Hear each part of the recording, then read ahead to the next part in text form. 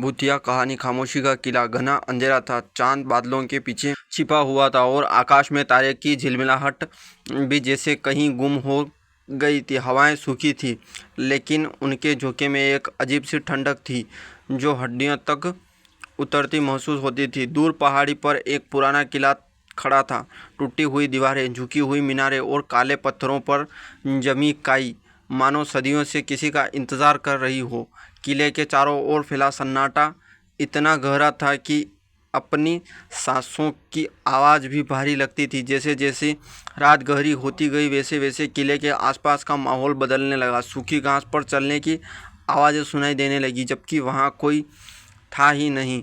जंग खाई लोहे की जंजीरें अपने आप हिलने लगी और दूर से आती कराह जैसी आवाज़ हवा में घुलने लगी। किले के भीतर का आंगन सुना था। पत्थरों की दरारें से ठंडी हवा उठती और अचानक किसी पुराने दीपक के लोहे के होल्डर को हिला देती। आंगन के बीच पड़ी टूटी हुई फव्वारे की मूर्ति से पानी की हल्की से टपकने की आवाज़ आती, जबकि वहाँ कोई पानी का स्रोत नहीं था। जैसे किसी ने अदृश्य रूप से फव्वारे का फिर से चला दिया हो।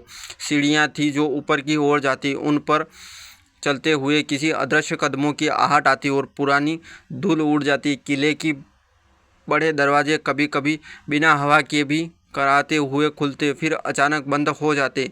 दीवारें पर लगे पुराने मशाल धारक में हल्की सी नीली लो चमक उठती, जैसे कोई अदृश्य हाथ उसे जलाकर चला गया हो।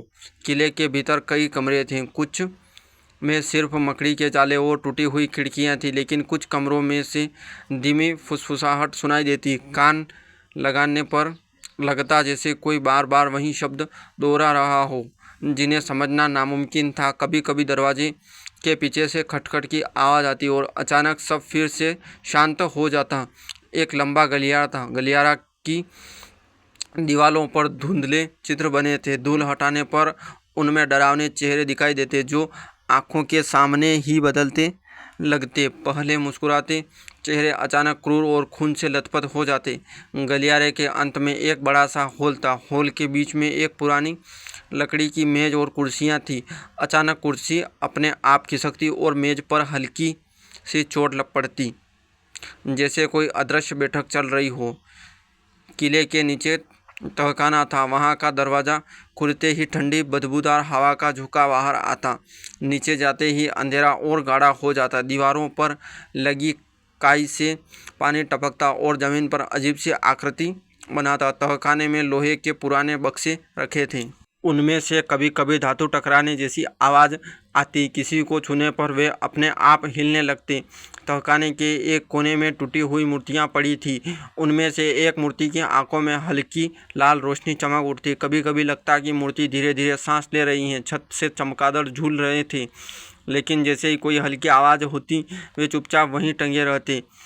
उनके पंखों की सरसराहट भी नहीं सुनाई देती, मानो वे भी डर गए हो। अचानक किले की दीवारों पर पड़ी परछाइयाँ हिलने लगती, पहले छोटी फिर बड़ी और फिर दीवार से निकलकर आंगन में घूमने लगती। उनकी कोई आकृति स्पष्ट नहीं थी, बस काले धुएं जैसी। वे कभी एक दूसरे में मिल जाती, कभी अलग हो जाती। फिर एक अजीब सी ठंडी चीख सुनाई देती, जिससे पूरा किला गूंज उठता। जैसे जैसे रात बीतती, किले का रंग बदलता जाता, पत्थर और काले दिखने लगते।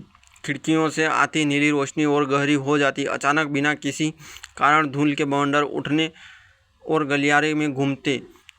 फर्श पर खून जैसे लाल निशान उभर आते और कुछ देर बाद गायब हो जाते। किले के ऊपर मंडराता सन्नाटा कभी कभी टूटता, कभी किसी के हंसने की गूंज, कभी किसी के चीखने से। पर ये आवाज़ें पास से नहीं, बहुत दूर से आती, जैसे कोई दूसरी दुनिया से पुकार रहा हो। भोर होने लगती तो ये सब अचानक थम जाता, पर किला वैसा ही खड़ा रहता, चुप, ठंडा और डरावना, जैसे उसने पूरी रात जो कुछ किया उसे अपने पत्थरों में समेट लिया हो। सुबह की धूप में किला एक साधारण खंडर जैसा दिखता, मानो कुछ हुआ ही न हो। लेकिन दीवारों पर गहरे निशान, टूटी चीज़ों की स्थिति और चारों ओर फैली रहस्यमयी नमी यह बता देती कि रात की घटनाएं सिर्फ सपना नहीं, रात फिर से आती और वही सिलसिला शुरू हो जाता। किला अपनी खामोशी से डर पैदा करता और अपने रहस्यों को और गहरा कर देता। जो भी वहाँ जाता वह कभी पहले जैसा नहीं लौटता, क्योंकि वहाँ जो होता है वह शब्दों से परे था।